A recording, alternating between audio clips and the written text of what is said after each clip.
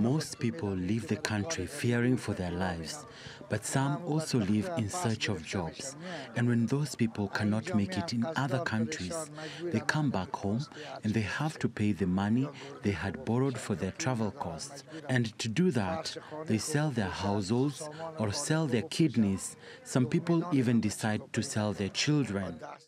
Arash Yaqin is a national security affairs researcher at the Institute of World Politics. He joins me now live from Washington. This is very drastic. How desperate must people be to sell their own organs in order to feed their families?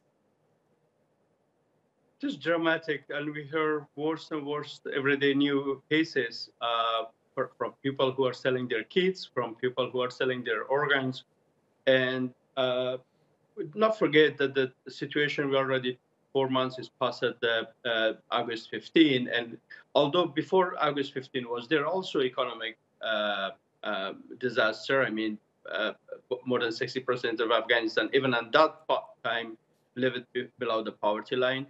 However, with the collapse of the government, of course, a lot of other people lost their jobs, and also the funds have been frozen. We see international organization left Afghanistan.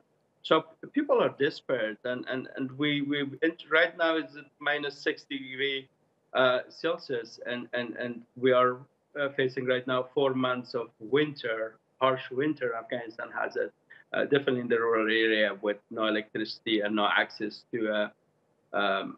So unfortunately, it's getting worse by day, and at the same time, kind of world moving on.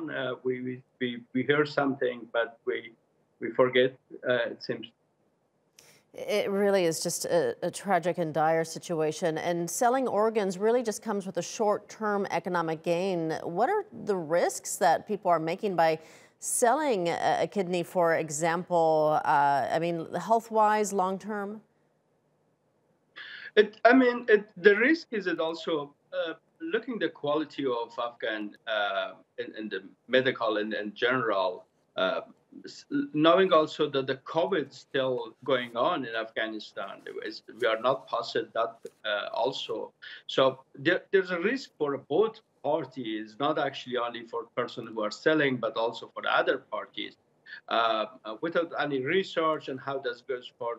So it's mostly desperate, unfortunately, and there are always criminal parties who are involved in this, and unfortunately some.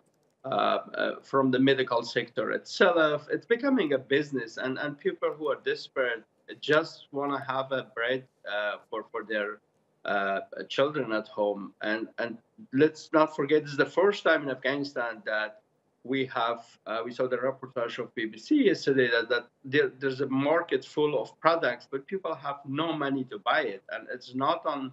Even if before August 15 was a specific group was not able to buy it. Right now, no one is able to buy it, actually. Even people who have the money in a bank, is it frozen?